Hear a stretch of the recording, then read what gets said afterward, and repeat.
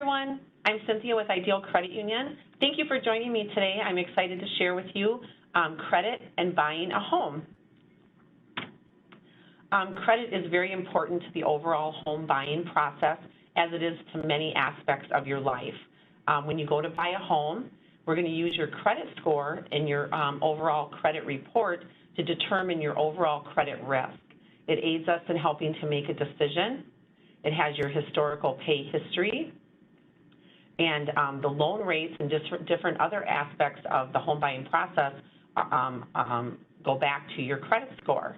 So initially your credit score, which is your qualifying score, is going to be determined in maybe what loan products that we put you in. It's going to determine your interest rate. And if you have a loan product that needs mortgage insurance, it's also going to determine what your cost for your mortgage insurance would be. Breaking down your credit score, FICO is the most widely known credit scoring system. It goes from 300 to 850. Most consumers do range from 600 to 750. And then this is a breakdown at the bottom of what is considered an excellent, a good, or a fair credit score. So this is a breakdown, again, of those credit scores and kind of where they fall as far as poor, fair, good, very good, and exceptional. The higher your credit score, the better your rates of things are going to be. You can fit into probably a conventional product, which is what most people prefer to go into when they go into a mortgage. The different things that affect your credit score, pay history is the #1 factor that affects your credit score, followed by amounts owed to creditors, your length of credit history, new credit, and then the types of credit currently active on your credit report. So I always tell people that your credit score, kind of depends, how these different things affect your credit score depend on where your credit score is. If you're at the top of the credit score and you have a late payment, it's probably not a very big factor or a very big deal. If you have a lower credit score, it's going to more severely impact your credit score and bring that score down a little bit faster. When you look at the different breakdowns, payment history, again, is just paying your bills on time. The credit bureau is statistical. It doesn't know how much you make, where you live, what job you have, whether you paid it off a credit option off early, which a lot of people think helps their credit score. It could actually hurt some people's credit score in that the credit bureau likes when you pay your bills on time and you're making your monthly payments. So if you pay something off early, then now you're not making a monthly payment on something. So to keep your credit score alive and to build to get the bigger credit scores, you want to always have something reporting that's building your score and you're making your payments on time. When you look at length of history, if you've had credit for a shorter period of time and then have a late payment, that's going to have more of a negative effect on your credit than if you've had credit for a longer period of time and have a late payment. The credit report is also, I always like to say, like a relationship. If you and I are friends and you're late all the time and I'm upset with you for that, and then you turn it around and everything's going good and you're always on time when we have things planned, I forget about the times that you were late. However, the credit bureau, like a relationship, if you're late again, I might remind you that I remember that you were late before. So if you've had any credit issues, the best thing you can do is try to come to a point, let's say they were late payments, that you don't have any late payments anymore, and continue with a good payment history. 0 to 12 months has the most effect on your score, 12 to 24, so it gets faded.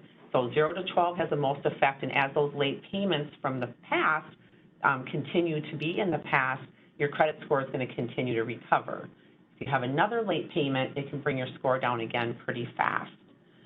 If you look at the amounts that you owe to creditors, that's referring to your credit card usage. So for instance, if you have a $1,000 credit line and you're using $700, you're using 70% of the credit available to you. The credit bureaus like when it's closer to 30%. So if you have a $1,000 credit card and you owe $300, you're using 30%. I know it seems unfair. Give you a credit limit, you use the credit limit, and then it's kind of used against you negatively. So it's kind of perceived that if you have to keep your unsecured credit at a max, there could be some signs of trouble. Otherwise, why would you have so much on your credit card? Doesn't always mean it's true, but that's kind of how they look at it. So if you have available credit on credit cards, especially around the time you're going to be applying for a mortgage, try to bring those balances down and keep them to 30% or less. It can still be good to have a small balance. I always suggest if you have a major credit card, use it as your gas card or your grocery card, and then just pay it off each month. Then you're not paying any interest, but you're keeping that payment history alive. Length of history is just that, how long have you had credit. So if you're young and you've had credit for 3 to 5 years, you're thinking, wow, I've had credit for a long time. But typically people can end up in their lifetime having 60 years worth of credit. So 3 to 5 years is still fairly new, so it's really important during that time to not have any blips with late payments or keeping your credit cards high, especially when you're applying for things. Everyone worries about new credit or having their credit pulled. It really is only 10% of your score, but thinking back to what I said at first, how all of these things affect you does depend on where you're at with your credit, how long you've had credit, and what your credit score is. Credit likes you to have a healthy mix, meaning that you might have 1 or 2 credit cards, a mortgage, maybe a car or a boat loan. So installment means that installment loan is something like a car loan or a boat loan that has a fixed term in a period of time, and then revolving would be your credit cards. How can you improve your score? Kind of going back to what we just talked about, keeping those credit balances low on your credit cards, making your payments on time, and then only apply for credit when it's really needed. And those really are the simple things to keep your credit healthy and to help those balances or your scores grow over time. Here's some great tools to help you manage your credit. One is myfico.com. They have an excellent education piece that breaks down those things that we just talked about. You can also track your own credit report by going out to annual credit report once a year and getting all 3 of your credit bureaus. So some people will get a bureau every 4 months, so they might go out and get Experian, 4 months later get Equifax, and then 4 months later get TransUnion.